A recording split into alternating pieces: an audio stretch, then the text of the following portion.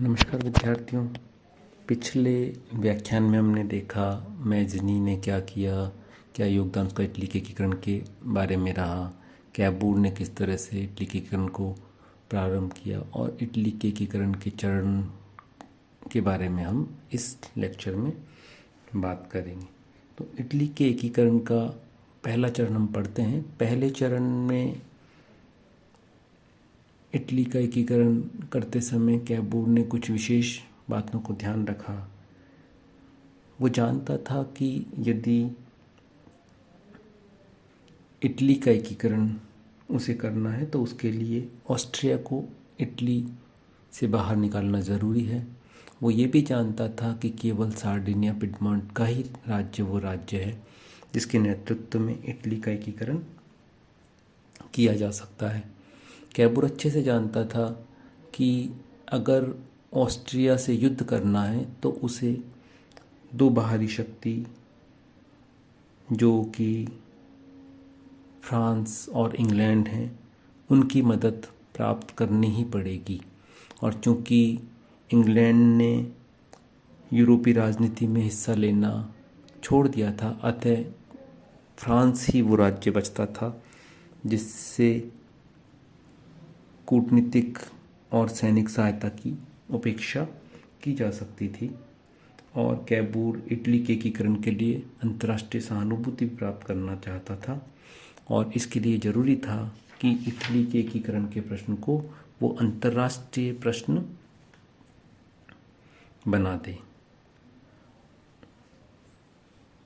और इस अंतर्राष्ट्रीय प्रश्न को बनाने के साथ साथ वो इसको इस तरह से मोल्ड कर दे कि फ्रांस का सहयोग उसे प्राप्त हो जाए या फ्रांस को वो खुश कर पाए।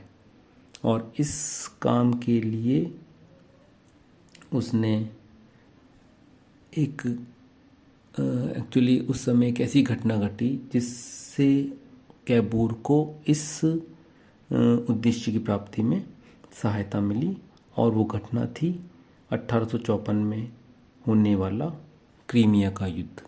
ये युद्ध रूस और तुर्की के बीच में लड़ा गया और इस युद्ध में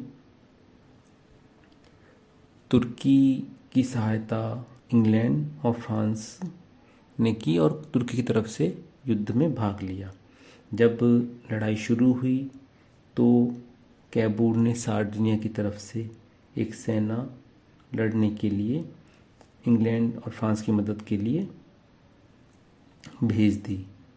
यद्यपि उस समय ये बड़ा जोखिम का काम था कि एक ऐसे समस्या के लिए जिसमें सार्डिनिया पिडमॉन्ट का कोई लेना देना नहीं था और एक ऐसे युद्ध के लिए जिसमें सार्डिनिया का कोई सीधा प्रभाव नहीं पड़ रहा था या सार्डिनिया की सीमाओं पर कोई भी प्रभाव नहीं पड़ रहा था, अपने सैनिकों को भेजे और उसमें अपने सैनिकों की जान गंवाए। लेकिन ये जो सारी कूटनीति कैबूर की थी वो आगे काम में आई, क्योंकि जब युद्ध समाप्त हुआ और उसके बाद में जब संधि की पारिश आई या पेरिस का जब शांति समझौता हुआ तो उस शांति या सम्मेलन में या समझौते में कैबूर को भी आमंत्रित किया गया फ्रांस और इंग्लैंड की तरफ से।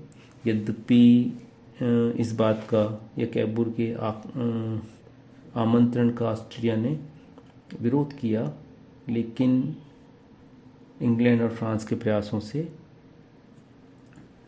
सार्डिनिया के प्रतिनिधि के रूप में कैबूर को भी बराबर का बैठने का मौका मिला। और इस मौके का पूरा फ़ायदा कैबूर ने उठाया।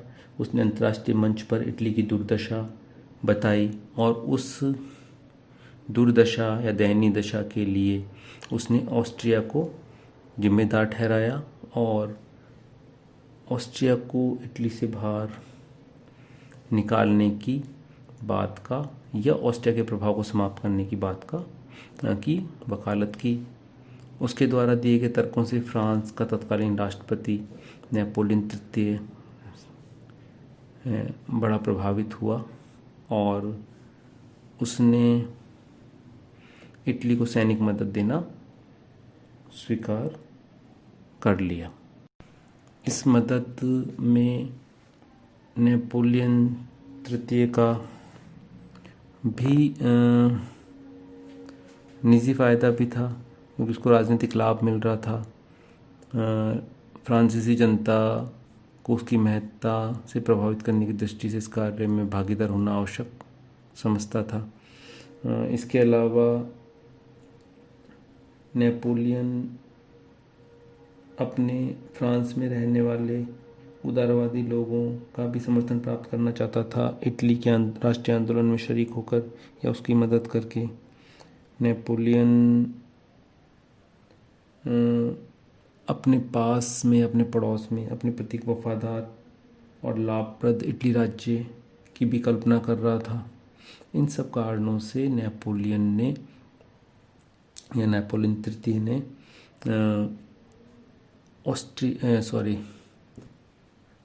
कैबूर के साथ में एक समझौता किया। यह समझौता प्लम्बियर्स का समझौता कहलाता है। प्लम्बियर्स नामक स्थान पर 1858 में कैबूर और नेपोलियन तृतीय के बीच हुआ। इस समझौते की कुछ शर्तें थी, वो इस प्रकार हैं। पहली शर्त इसमें थी कि पिडमॉन्ट का राजा विक्टर एमानुएल की पुत्री राजकुमारी का विवाह नेपोलियन तृतीय के चचेरे भाई जेरोम से किया जाएगा। दूसरा, इसका जो समझौते में जो बात तय हुई थी वो ये हुई थी कि फ्रांस पिडमॉन्ट को 2 लाख की सेना ऑस्ट्रिया के विरुद्ध युद्ध में मदद देकर करेगा। तृतीय बात इसमें ये थी कि युद्ध के बाद समझौता होने के समय लिम्बार्डी और वेनेशिया ऑस्ट्रिया से लेकर पिडमॉन्ट को दे दिया जाएगा और इस तरह उत्तरी इटली का राज्य बनेगा और इसके बदले में पिडमॉन्ट फ्रांस को सेवाय और नीस के प्रदेश देगा। इस प्रकार ये एक समझौता हुआ और इस समझौते के बाद ये निश्चित हो गया कि अब ऑस्ट्रिया और सार्डिनिया पिडमॉन्ट में लड़ाई होनी ही होनी है और इस युद्ध में नेपोलियन सार्डिनिया का साथ ऑस्ट्रिया के विरुद्ध देगा। अब अंतर्राष्ट्रीय राजनीति में जो स्थिति बनी वो यह थी कि चूंकि ब्रिटेन हस्तक्षेप की नीति अपना रहा था, इसलिए अगर ये युद्ध होता है तो ब्रिटेन इसमें कोई हस्तक्षेप नहीं करेगा। इसके अलावा ब्रिटेन इटली की उदारवादी राष्ट्रवादी विचारधारा के प्रति भी सहानुभूति रखता था। प्रशा भी ऑस्ट्रिया की पराजय से खुश होने वाला था, वह भी ऑस्ट्रिया की पराजय की कामना करता था, क्योंकि ऑस्ट्रिया की उपस्थिति के कारण ही प्रशा जर्मनी का एकीकरण नहीं कर पा रहा था। नेपोलियन तृतीय, क्योंकि उसे प्लिम्बस की समझौता हो गया था जो बाद में संधि का रूप ले लिया, वो कैबूर या सार्डिनिया पिडमॉन्ट के साथ में था। इसके अलावा रूस का जार भी वीना कांग्रेस के इटली से संबंधित समझौते में फेरबदल पर सहमत हो गया था। इसलिए वह यह भी स्पष्ट था कि ऑस्ट्रिया के विरुद्ध युद्ध में भी रूस ऑस्ट्रिया की मदद नहीं करेगा। जब सारी अंतर्राष्ट्रीय परिस्थितियाँ कैबूर के तरफ थी या फेवर में हो गई, तो कैबूर ऑस्ट्रिया से युद्ध करने का बहाना ढूंढने लगा। उधर ऑस्ट्रिया को भी मालूम चल गया कि उसे सार्डिनिया से युद्ध करना ही पड़ेगा, परंतु कैबूर युद्ध का दोष या युद्ध करने का दोष या आक्रामक होने का दोष नहीं लेना चाहता था। इसलिए उसने अप्रत्यक्ष रूप से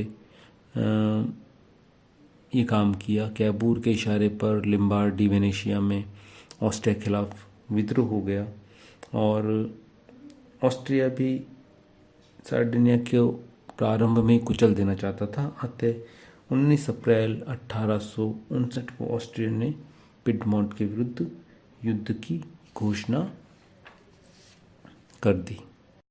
युद्ध के शुरू होने के 10 दिन बाद ही फ्रांस ने 2 लाख की सेना लेकर ऑस्ट्रिया पर आक्रमण कर दिया।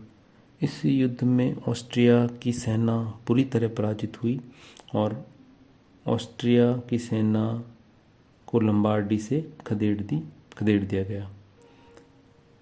अब ये प्रतीत होता था कि इटली पर ऑस्ट्रिया का आधिपत्य बिल्कुल समाप्त हो जाएगा, लेकिन इसी बीच अचानक फ्रांस युद्ध से अलग हो गया और उसका कारण ये था कि नेपोलियन नहीं चाहता था कि इटली का संगठित राज्य फ्रांस के बगल में या फ्रांस के नज़दीक में बन जाए। अतः उसने इस युद्ध से अलग हो गया और विलाफ्रैंका नामक स्थान पर ऑस्ट्रिया के सम्राट फ्रांसिस जोसेफ से नेपोलियन तृतीय ने मुलाकात की और एक संधि कर ली। इस संधि के द्वारा उसने इटली से फ्रांस की सेनाएं हटा ली और जब फ्रांस की सेनाएं इटली से हट गई तो सार्डिनिया सैनिक रूप से कमज़ोर हो गया और सार्डिनिया को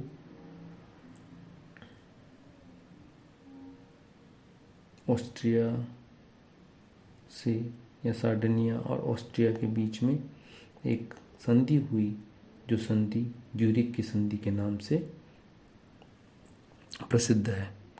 इस संधि की शर्तों में लंबार्डी का प्रदेश पिडमोंट के अधिकार में छोड़ दिया गया, वेनेशिया को पुनः ऑस्ट्रिया के अधिकार में रखा गया और नीस और सेवाय के जो प्रदेश थे वो फ्रांस को दे दिए गए।